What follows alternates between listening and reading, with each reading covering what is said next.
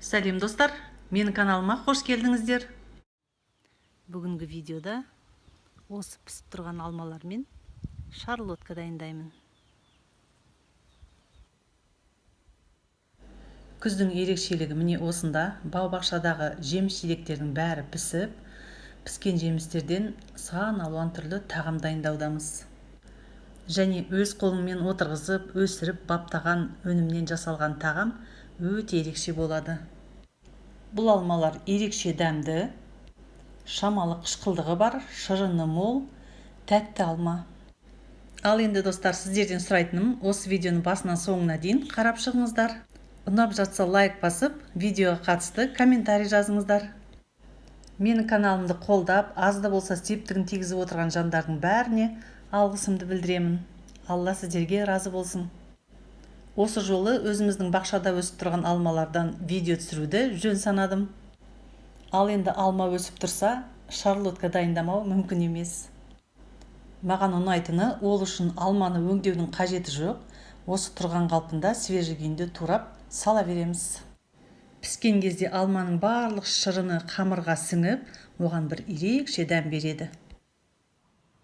Кішкентай кезімде ауламызда осылай алма ағаш өсіп тұрса, сол ағаштың піскен алмаларын дәл осылай өз қолыммен үзіп алып жеп тұрсам деген арман болатын менде.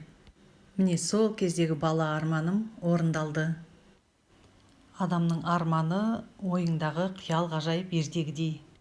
Бүгін бе, ертең бе армандардың бәрі орындалады.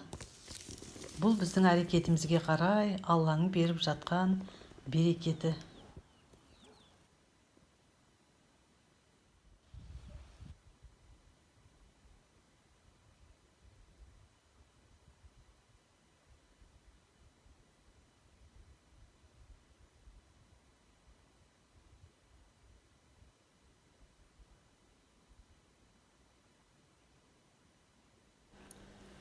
Ал енді іске сәт болсын, шарлотканы дайындауға кірісейін. Алмаларды жақсылап жуып аламын.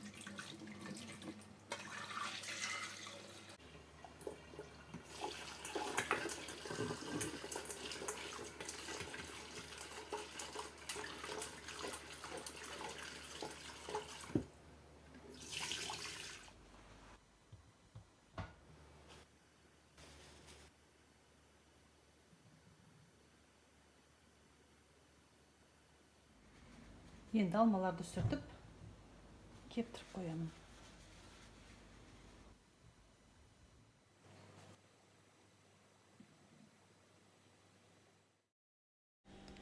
Алмалар дайын. Енді ары қарай жүреміз. Бұл жерде 2 порциядан дайындаймын. Сол үшін маған 6 штук алма, 400 мл айран, 300 грамм ұн, 1 шай қасық ас содасы, 4 жұмыртқа, 300 грамм қант, шамалы сұйық май және арнайы форма қажет. Ең алдымен алманы тазалап, турап дайындап аламыз.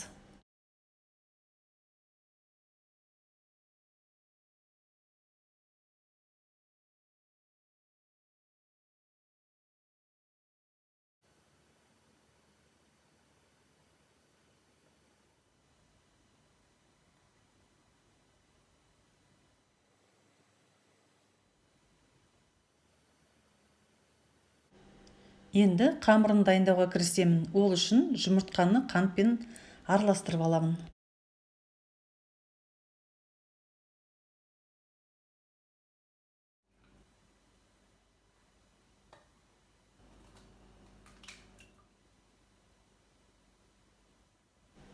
Қанты әбден еру үшін жақсылап араластыру керек.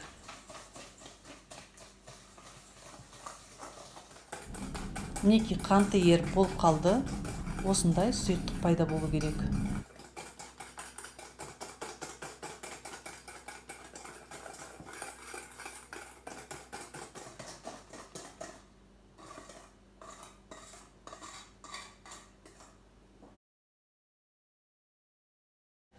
Енді қамырдың келесі қоспасын дайындаймын. Ол үшін жаңағы 400 мл айран мен 1 шай қасық ас содасын қосып араластырамын. Ас содасының әсерінен айран жеңілденіп, көлемі 2 есе ұлғаяды. Шамалы ғана былғап, алғашқысына қосамын. Аз ғана тұз саламын. Жақсылап біркелкі етіп араластырамын.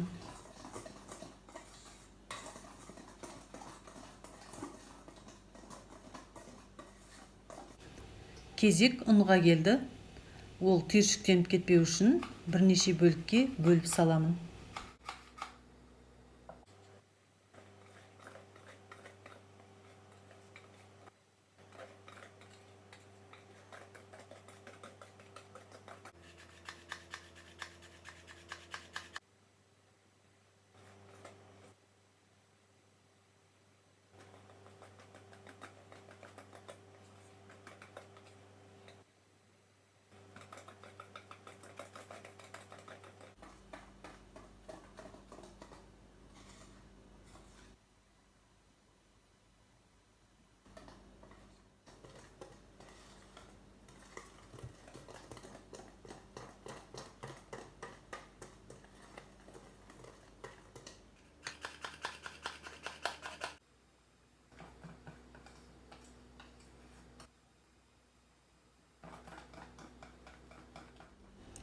Мінекей достар, қамыр дайын.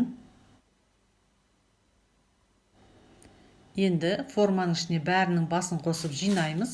Ол үшін ең алдымен сұйық май жағып аламын. Көріп тұрғандарыңыздай қамырды форманың түбіне құйып аламын.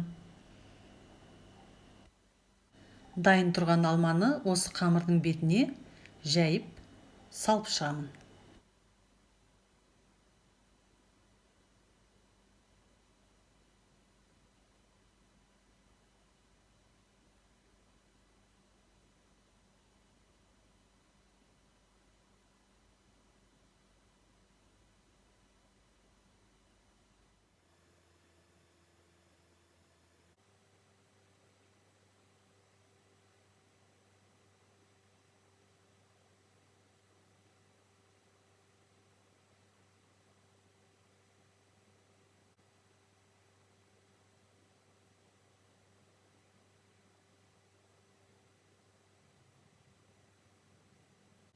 Алма салынды.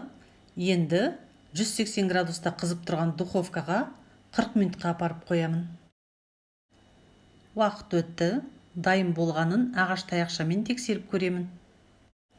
Таяқша құрғақ болып шығып жатыр. Ендеше шарлотка дайын.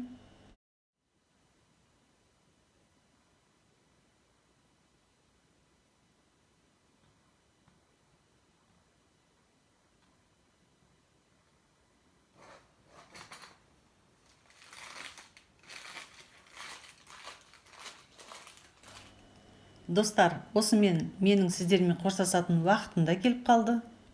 Осы видеоны соңына дейін қарап шыққаныңыз үшін тағы да шексіз алғысымды білдіремін. Жаңадан қосылған көрермен болса, каналға жазылуды ұмытпаңыз.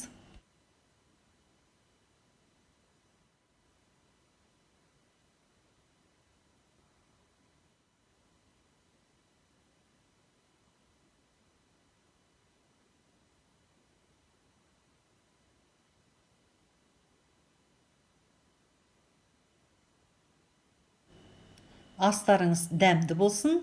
Келесі кездескенше аман, сау болыңыздар.